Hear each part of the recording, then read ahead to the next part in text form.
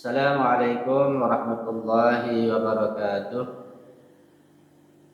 Alhamdulillahi rabbil alamin wal aqibatu li ahli taqwa wal yaqin wa la udwana illa 'alal zalimin. Asyhadu an la ilaha illallah wahdahu la syarika lah wa asyhadu anna sayyidana wa nabiyyana Muhammadan 'abduhu wa rasuluh. Allahumma salli ala Fatimah wa abiha wa ba'liha wa baniha wa sirril mustawda'i fiha bi'adadi ma ahata bihi ilmu.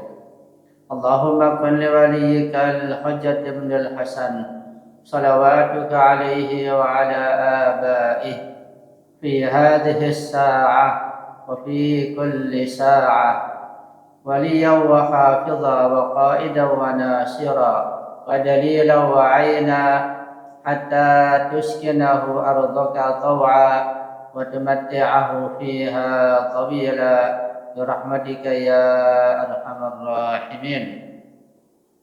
رب اشرح لي صدري ويسر لي أمري واحلل عقدة من لساني يفقه قولي أما بعد.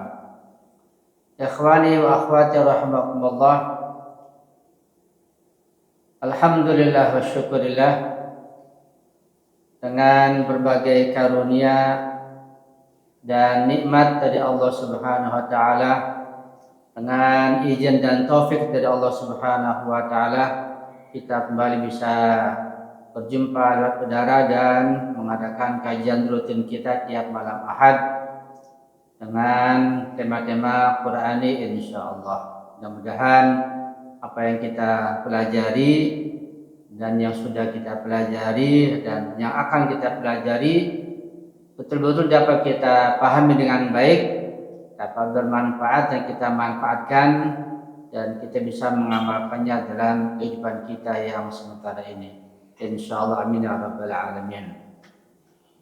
Pertemuan yang kedua setelah libur panjang bulan suci Ramadan dan Lebaran, kita melanjutkan tema berikutnya, tema-tema Qur'ani, yaitu ayat-ayat yang berkaitan dengan awalnya ya ayyuhalladzina amanu, yang saya sebutkan dalam sebuah rencana tema kitab Wasaya Rabbil Alamin li'ibadihil mu'minin. Ayat-ayat yang berkaitan dengan wasiat-wasiat Rabbil Alamin kepada hamba-hambanya yang beriman, yang awalnya ya ayyuhalladzina amanu. Ayat yang pertama, ayat ayyuhalladzina amanu sudah kita bahas, surat Al-Baqarah ayat 104 dan 105 berkaitan dengan adab berbicara kepada Rasulullah. Dan ayat kedua ini masih di dalam surat Al-Baqarah, yaitu ayat yang ke-172 dan 173. Sebelum teksnya di-share oleh Ustaz Jihad, saya akan berikan mukadimah terkait dengan masalah hubungan antara makanan dan fisik serta ruh kita. Sering sudah dijelaskan dalam kajian akhlak, dalam kajian akidah, juga kajian filsafat, bahwa kita ini manusia tersusun dari dua unsur. Unsur rohani yaitu ruh dan unsur jasmani yaitu jisim, yaitu fisik atau badan. Nah, masing-masing daripada fisik atau badan dan ruh itu memerlukan makanan, dan makanan yang sesuai tentunya. Ruh kita yang sifatnya non materi atau imateri, tentu makanan yang sesuai adalah makanan non materi, makanan ma'nawiyah, makanan ruhaniyah, yaitu berupa ilmu pengetahuan, ketakwaan, doa, ibadah, ziarah dan lain sebagainya. Itu makan untuk ruh kita, makanan rohani. Kemudian fisik kita, jasmani kita atau badan kita, karena sifatnya materi, maka memerlukan makanan sifatnya materi juga. Jadi untuk badan materi, makanannya juga materi. Kita makannya kita makan, minumannya kita minum setiap hari, yang sifatnya materi. Walaupun demikian, makanan yang ma'nawiyah, yang non materi, makanan berupa ilmu, berupa doa, ibadah, ziarah dan seterusnya, yang khususnya untuk ruh kita, itu juga mempengaruhi badan, mempengaruhi fisik kita, jasmani kita. Dan juga makan makanan untuk fisik kita, nasi misalnya, lauk pauknya, berbagai macam makanan, minuman yang khusus untuk fisik kita, tetapi makanan yang sifatnya materi itu juga akan mempengaruhi ruh kita. Disaling mempengaruhi satu sama lain karena eratnya hubungan antara roh dengan jasad kita. Itu yang perlu kita pahami dengan baik. Bahwa kita manusia tersusun dari dua unsur, ruh, rohani, dan jasad atau jasmani, yang masing-masing jasad atau badan dan ruh memerlukan makanan yang berbeda yang sesuai dengan kondisinya masing-masing. Itu sebagai mukadimah. Ustazah silakan di sharing tag-nya, PDF-nya yang sudah saya kirimkan untuk saya bacakan perlahan-lahan dan saya akan jelaskan secara bertahap supaya bahasa kita lebih mudah, lebih gampang. Maka kita berusaha membaca tag-nya insyaallah supaya kita tidak kemana-mana. Ya, perhatikan tag-nya baik-baik. Bismillahirrahmanirrahim. Pengaruh makanan yang halal bagi jiwa manusia. Tentu saja juga ada pengaruh makanan yang haram pada jiwa. Kalau yang halal pengaruhnya bersifat positif, sedangkan yang haram pengaruhnya bersifat negatif sampai penghujungnya itu adalah api neraka jahanam. Allah Subhanahu wa taala berfirman, A'udzubillahi minasyaitonir rajim. Ya ayyuhalladzina amanu kulu min thayyibati ma razaqnakum washkuru lillahi in kuntum iyyahu ta'budun. Artinya, wahai orang-orang yang beriman, makanlah dari rezeki yang baik-baik yang kami anugerahkan kepadamu dan bersyukurlah kepada Allah Subhanahu wa taala jika benar-benar hanya kepadanya semata kamu menyembah. Ayat yang berikutnya, ayat 173. Innama harrama 'alaikumul maitata wad-dama wa lahmal khinzir wa ma uhilla bihi li ghairillah faman yattara ghaira baghin wala 'adin fala isma 'alaihi innallaha ghafurur rahim. Artinya, sesungguhnya Allah hanya mengharamkan bagimu bangkai, darah, daging babi dan binatang yang disembelih atas nama selain Allah. Akan tetapi barang siapa dalam keadaan terpaksa memakannya sedangkan ia tidak menginginkannya dan tidak pula melampaui batas, maka tidak ada dosa baginya. Sesungguhnya Allah Maha Pengampun lagi Maha Penyayang. Kita baca tafsirnya surah Al-Baqarah ayat 172-173 dalam perspektif tafsir Al-Mizan Sayyidun Al-Allama Al-Tabatabai. Yang pertama, struktur ayat dan arah umum makna. Di sini Allah berfirman yang artinya, wahai orang-orang yang beriman, makanlah dari yang baik-baik. Tentu yang baik pada sini adalah juga termasuk yang halal. Ya, bukan sekedar proteinnya atau vitaminnya, tapi juga kehalalannya. Dari rezeki yang kami berikan kepada Allah Subhanahu wa taala kepada kita semuanya. Kemudian setelah kita makan, maka bersyukurlah kepada Allah jika hanya kepadanya kamu menyembah. Di sini ada hubungan antara bersyukur dengan nikmat makanan. Nanti kita bahas insyaallah. Dalam pandangan Al-Mizan, ayat ini bukan sekadar perintah makan, tetapi juga untuk membangun rantai spiritual. Itu hal sifatnya ma'nawiyah dan ruhaniyah. Rezeki yang halal dan baik, ya, kemudian kita konsumsi dengan benar, kemudian kita bersyukur pada Allah Subhanahu wa taala, itu merupakan sebagai tauhid yang murni, tauhid amali namanya, tauhid praktis. Yang tadi pagi sudah kita bahas dalam kajian meditasi tauhid ya, tadi pagi jam 7 sampai jam setengah 9 lewat, bahwa tauhid itu ada tauhid sepenuhnya praktis, ada teoritis, ya, yang perlu kita pahami dengan baik. Tauhid teoritis hanya pengetahuan, hanya teori, itu pemahaman, itu pengetahuan. Dengan tauhid praktis, tauhid amali, itu kita dalam segala hal ya kita sesuaikan dengan ma'rifatullah kita pada Allah Subhanahu wa taala. Nah, makanan yang halal, makanan yang baik yang kita makan, kita konsumsi dengan baik juga, dengan adabnya, dengan akhlaknya, kita bersyukur pada Allah. Ini merupakan tauhid amali namanya, tauhid praktis, tauhid dalam pengamalan. Sesuatu yang halal kita datang dari Allah yang esa, kita bersyukur kepadanya. Ini tauhid amali. Artinya apa yang masuk ke dalam tubuh manusia memiliki dampak langsung pada kondisi rohani dan kualitas ibadahnya. Jadi kualitas ibadah kita itu khusyuk atau kurang khusyuk atau lebih khusyuk atau tidak khusyuk, itu ada pengaruh dari makanan yang kita makan dan minuman yang kita minum. Ya, saya ulangi bahwa terkadang kita sholat nggak khusyuk, nggak bisa khusyuk, bisa jadi kita makanan yang syubhat, makanan yang haram apalagi seperti itu berdampak kepada ibadah kita. Kadang kita malas sholat malam, sangat berat, ya bisa jadi makanan yang syubhat yang kita makan. Ada orang-orang yang nggak mau sholat malam, ya merasa malas sekali, bisa saja karena makan yang haram, sehingga untuk ibadah menjadi berat.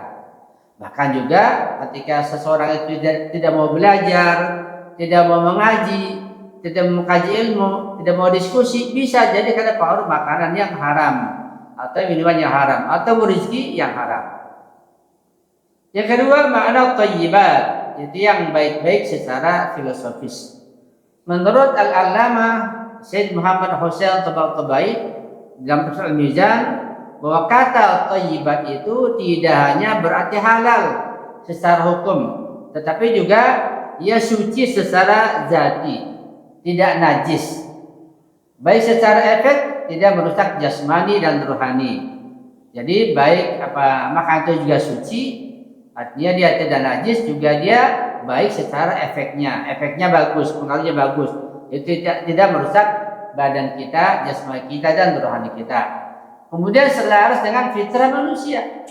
Karena ada makan-makan yang tidak selaras dengan fitrah manusia. Seperti daging anjing, daging babi itu bukan saja tidak selaras dengan fitrah manusia, bahkan akan merusak fitrah manusia. Setiap makanan yang haram akan merusak fitrah manusia. Hilang kasih sayang, hilang kelembutan dan seterusnya. Maka sesuatu itu bisa saja halal secara fikih, tetapi belum tentu thayyib. Jika misalnya berlebihan makannya, termasuk israf, bisa merusak kesehatan atau bahkan bisa mengeraskan hati. Itu yang perlu kita perhatikan. Jadi kita harus memilih makanan dan minuman yang halal dan yang thayyib, baik dari sisi makanannya maupun cara memakannya, sama-sama penting. Dimensi filosofisnya adalah bahwa manusia itu bukan hanya makhluk biologis, tetapi juga makhluk rohani.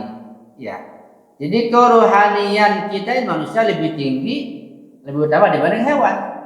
Kalau hewan kerohaniannya sangat rendah. Itu hewan lebih mengutamakan biologisnya. Siang hari makan, malam hari minum, kerjanya tidur, makan, minum, itu hewan. Karena sisi biologisnya lebih banyak, lebih cenderung, lebih dominan. Sisi rohaninya lebih sedikit. Sekalipun hewan punya ruh juga, tapi sisi rohaninya sedikit. Kita manusia, sisi rohani kita harus lebih banyak, lebih tinggi, sehingga porsi ruh kita itu harus lebih banyak kita perhatikan. Makanannya, berupa ilmunya, ketakwaannya, bacaan doanya, ibadahnya, ziarahnya dan lain sebagainya. Perlu kita perhatikan dengan baik. Kita manusia bukan hanya makhluk biologis, tapi kita sisi rohani kita lebih tinggi, lebih dalam. Maka makanan bukan sekadar energi tubuh, tetapi juga membentuk kualitas jiwa. Ini penting untuk kita pahami bahwa makanan yang kita makan itu, minuman yang kita minum itu tiap hari siang dan malam, itu bukan sekadar untuk energi, untuk tenaga, untuk kekuatan, untuk aktivitas, tetapi juga membentuk kualitas jiwa. Yang nanti di surga dan neraka adalah jiwa kita, roh kita, bukan dengan badan kita ini. Badan kita hanya untuk dunia saja. Itu pendapat yang kuat. 3, hubungan makan dan tauhid. Di dalam tauhid amali, dalam kajian kita meditasi tauhidi, itu sangat erat antara hubungan makan dengan tauhid. Jangan dikira tauhid itu hanya dalam ibadah, dalam sholat, dalam masalah-masalah sifatnya ritual. Tidak, tauhid bukan hanya di situ. Tauhid juga ada dalam makan, dalam minum, dalam olahraga, dalam segala ada tauhid yang lebih dalam lagi tentunya. Perhatikan penutup ayat yang berbunyi, jika kamu benar-benar hanya kepadanya menyembah, in kuntum iyyahu ta'budun. Di dalam tafsir Al-Mizan ini menunjukkan bahwa syukur adalah sebagai bukti tauhid praktis. Saya ulangi, syukur itu dengan hati mengakui adanya nikmat datang dari Allah, lisan mengucapkan alhamdulillah, akal kita menerimanya. Syukur itu adalah bukti tauhid praktis, tauhid amali.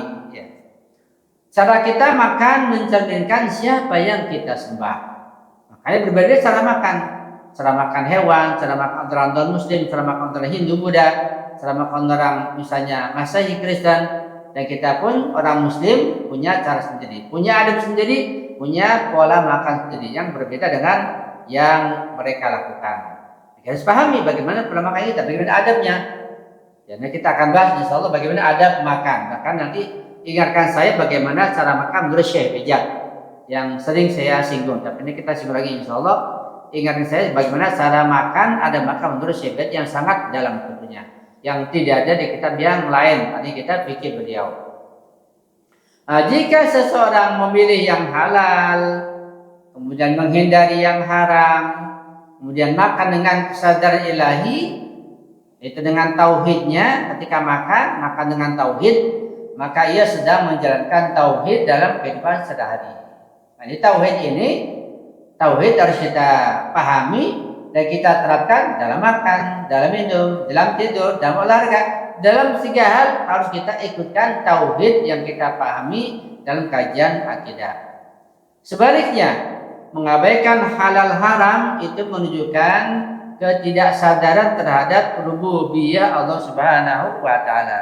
Artinya nanti ada pemisahan antara masalah makan, minum, olahraga, tidur yang tidak disertai dengan keimanan atau tauhid pada Allah Subhanahu wa taala. Jadi enggak beda dengan binatang. Ya. Kita lanjut. Yang keempat, syukur. Syukur itu lebih dari sekedar ucapan. Syukur ucapan alhamdulillah, syukur hati ada ilmu pengetahuan, ada keyakinan tentang nikmat datang dari Allah. Syukur amali dalam perbuatan, syukur amali. Ya, syukur yang hakiki ada 3 tingkatan. Syukur lisani mengucapkan alhamdulillah. Syukur qalbi, di hati ada ilmu, ada keimanan yang benar, ada keyakinan. Syukur amali, amal perbuatannya. Nikmatnya digunakan untuk apa? Sehingga ketika syukur ada 3 tingkatan ini, maka akan Allah katakan la azidannakum, dan syakartum la azidannakum, syukur yang memiliki 3 tingkatan atau 3 tahapan tersebut. Dalam analisis Al-Mizan, syukur memiliki 3 lapisan. Di sini katakan syukur 3 lapisan. Ya. Pertama, ilmu, itu adanya kesadaran dalam hati, itu menyadari semua rezeki datang dari Allah Subhanahu wa taala. Itu ada syukur qalbi, syukur ilmu, syukur ilmi. Adanya keyakinan, adanya kesadaran, pengetahuan bahwa rezeki yang kita terima datangnya dari Allah. Cuma caranya, jalannya, atau sebabnya bermacam-macam. Tapi sebenarnya dari Allah SWT. Tidak ada apapun, tidak ada sesuatu pun yang sumbernya datang dari sisi Allah. Apapun, sesuatu apapun, ilmu pengetahuan, makanan, minuman, rezeki apapun bersumber dari Allah lewat dan dengan jalan yang bermacam-macam, dengan sebab yang berbeda-beda.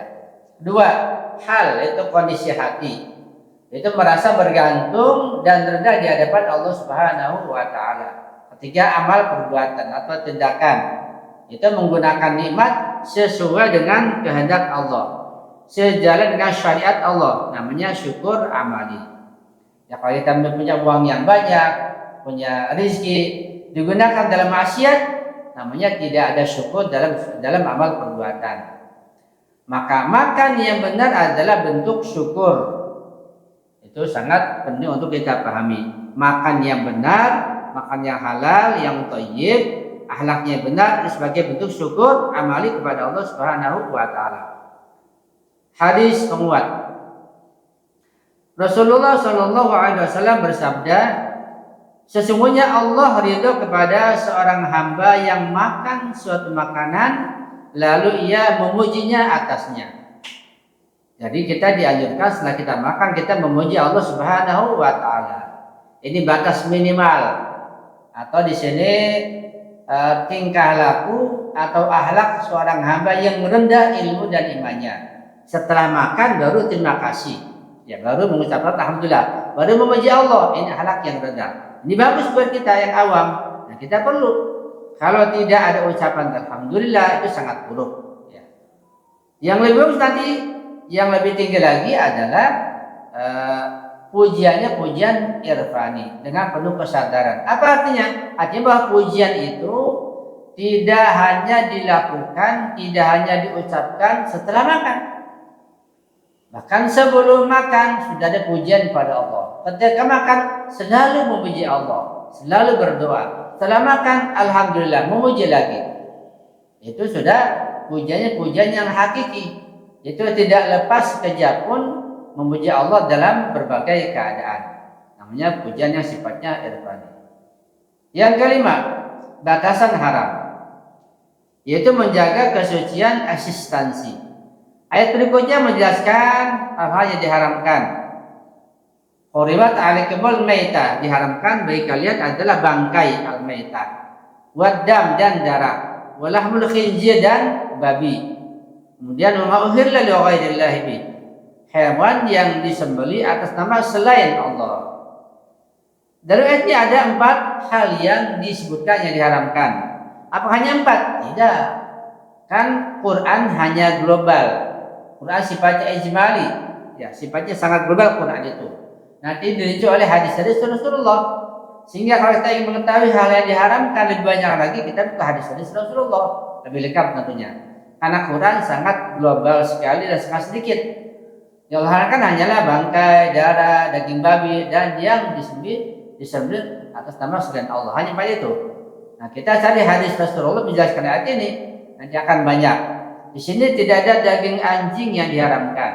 Tidak ada misalnya hal-hal yang kotor yang diharamkan. Gitu. Ada di hadis.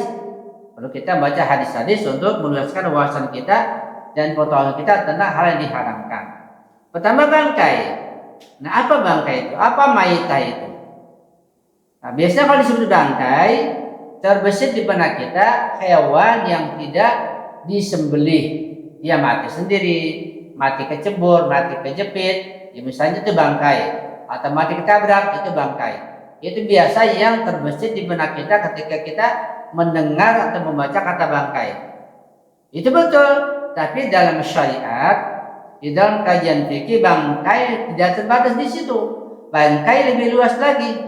Apa bangkai itu? Dalam fikih, bangkai ialah setiap hewan yang tidak disembelih secara syar'i. Ya, atau hewan yang penyembelihannya tidak secara syar'i. Itu namanya bangkai. Sehingga ketika hewan ini sudah disembelih, sudah dipotong, lehernya sudah diputuskan, tapi tidak baca bismillah, itu bangkai. Itu secara syar'i begitu. Ya. Jadi bukan saja yang mati sendiri atau yang kejepit atau yang ketabrak atau yang jatuh itu bangkai, enggak. Yang disembelih pun termasuk bangkai kalau ketika menyembelih tidak baca bismillah padahal muslim, atau yang menyembelih orang non muslim bangkai, karena itu diharamkan. Jadi semua hewan sekalipun hewan halal berupa ayam, kambing, sapi, tapi yang menyembelih orang non muslim itu bangkai dan haram. Nah setelah itu dia menyehatkan, ada proteinnya, tapi serbatinnya dia merusak, ya akan membahayakan, bahkan bisa menimbulkan penyakit fisik karena tidak baca bismillah, atau yang menyebut orang non muslim. Itu mana bangkai dalam kajian fikih atau dalam peninggal fikih. Yang kedua darah diharamkan, ya. Tapi juga terperinci lagi Apakah darah haram mutlak? Tidak mutlak. Darah haram kalau dimakan, kalau diminum. Tapi transfusi darah haram? Tidak.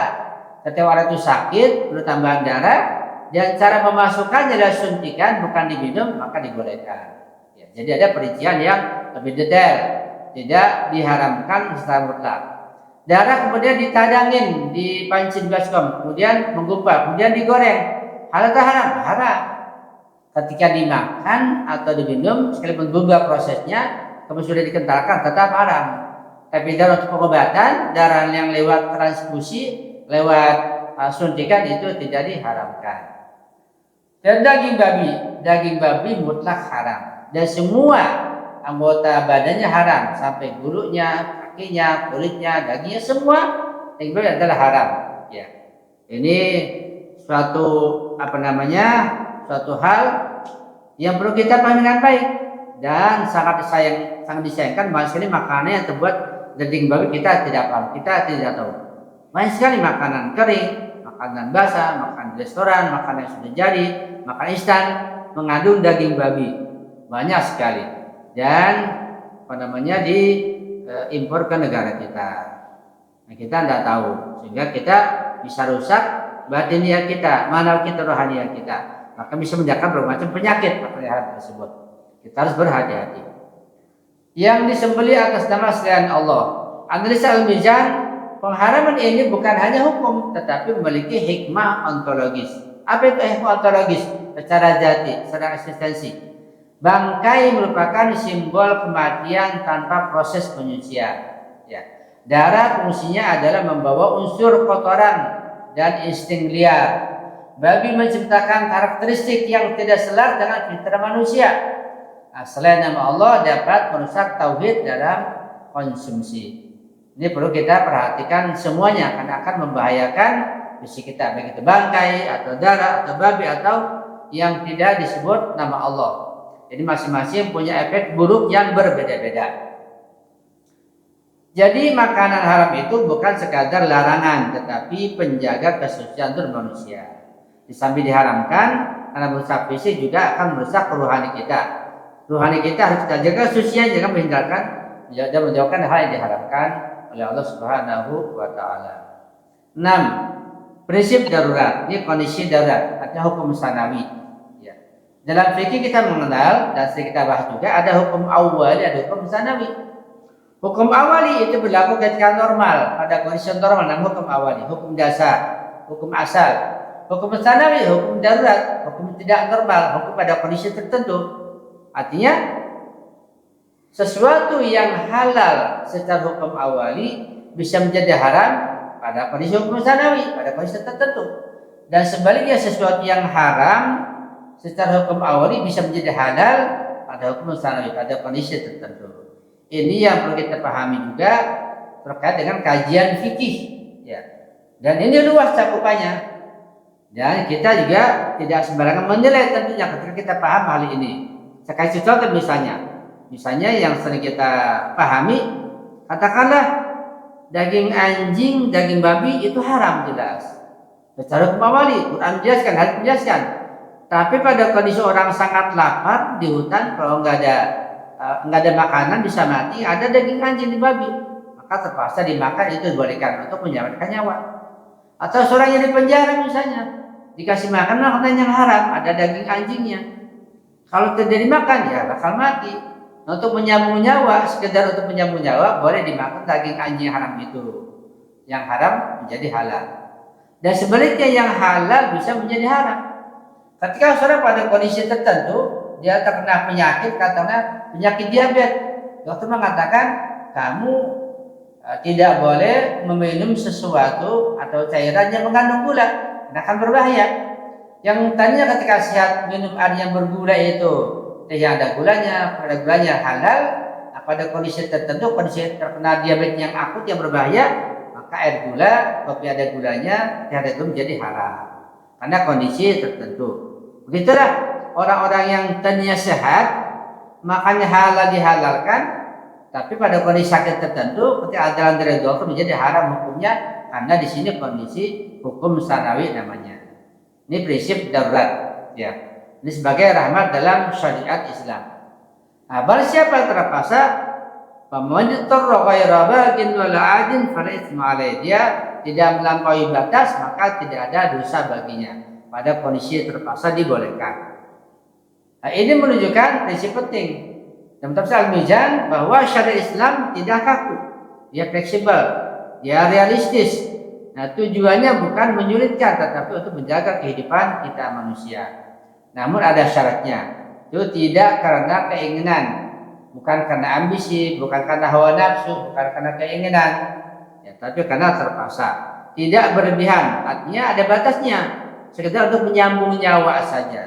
Sesuatu yang tadinya ya haram jadi halal, boleh dimakan pada kondisi tertentu, itu jangan melampaui batas. Seukuran sekedar kenyang, seukuran untuk menyambung nyawa saja. Jadi bahkan dalam darurat kesadaran spiritual tetap dijaga. Yang ketujuh, dimensi irfani atau spiritual yang mendalam. Dalam pendekatan irfani yang selaras dengan Ruh Al-Mizan adalah bahwa makanan adalah pintu masuk cahaya atau kegelapan dalam hati. Artinya bahwa makanan bisa menerangi hati kita, ruh kita, dan makan bisa menggelapkan hati kita. Itu penting. Makan yang halal dia akan melahirkan kelembutan hati. Makan yang haram akan melahirkan kegelapan dan kerasnya hati. Hadis penting Rasulullah bersabda, setiap daging yang tumbuh dari yang haram, maka neraka lebih pantas baginya. Mana hadis ini adalah bahwa seseorang yang memakan makanan yang haram, sering minum minuman yang haram, maka nanti ruhnya, jiwanya itu condong kepada neraka, condong untuk bermaksiat, condong buat berbuat dosa, condong berbuat zalim, itu karena makannya haram.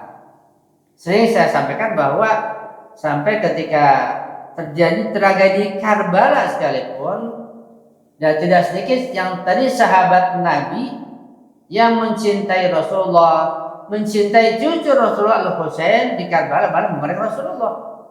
Nah, di antara sebabnya adalah bahwa mereka itu memakan makanan yang haram, sehingga berubah wataknya, berubah sikapnya. Yang dulu mencintai Rasulullah, mencintai cucunya, ketika di Karbala memerangi Imam Husain di Karbala sampai dibantai, dibunuh dan dipisahkan kepala dengan badannya. Jadi perang di Karbala itu di Irak itu bukan dengan non Muslim, bukan antara musyrik, tetapi sesama Muslim. Artinya di situ cucu Rasulullah, Imam Husain, penghulu pemuda surga yang dijamin surga, dibantai oleh orang Islam sendiri.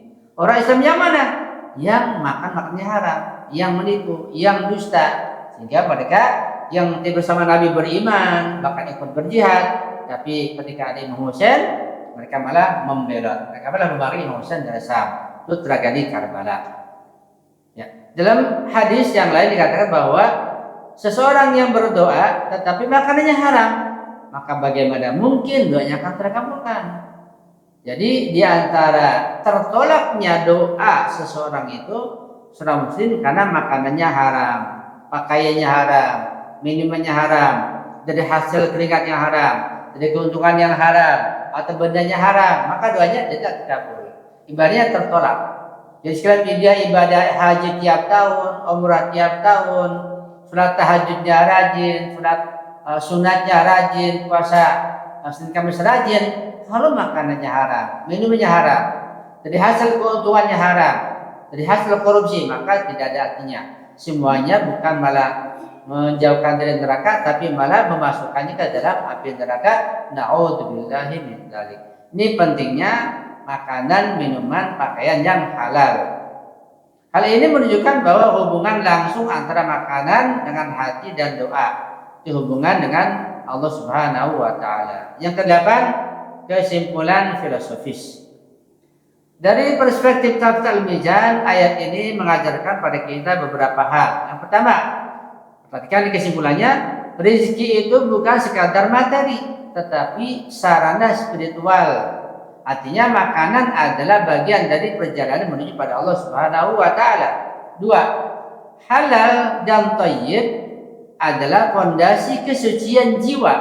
Artinya apa yang kita konsumsi itu akan membentuk siapa kita, siapa jiwa kita, siapa diri kita. Kita akan kemana? Ke neraka atau ke surga? Itu dari hal yang haram dan dari hal yang halal. 3. Syukur adalah manifestasi tauhid. Artinya syukur itu bukan hanya ucapan, tetapi bagaimana cara atau hidup kita. Yang keempat, syariat menjaga keseimbangan antara hukum, hikmah dan kasih sayang. Ya. Penutup efektif. Ayat ini sebenarnya mengajarkan sesuatu yang sangat dalam, yaitu bahwa jalan menuju hati yang bersyukur itu dimulai dari apa yang kita makan.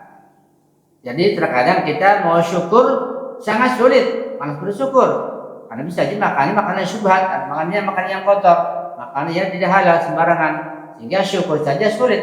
Itu beda dengan para imam sajad misalnya, yang banyak sujudnya, banyak syukurnya. Nah, karena semua yang dimakan adalah halal. Itu contoh buat kita. Karena yang masuk ke tubuh kita itu mempengaruhi hati. Kondisi hati kita akan mempengaruhi ibadah, dan ibadah kita akan menentukan kedekatan kita pada Allah Subhanahu wa taala. Nah, sampai di sini kajian kita sudah selesai satu tema, insyaallah secara global, secara singkat. Nah, kita akan kembangkan lewat diskusi dan tanya insyaallah. Nah, sekian Ustaz Jihad apa yang saya sampaikan kurang lebih seperti itu, dan silakan Ustaz Jihad membuka sesi tanya jawab. Semoga saya bisa menjawab pertanyaan apa yang antum ajukan. Sekian. Tafadhol Ustaz Jihad.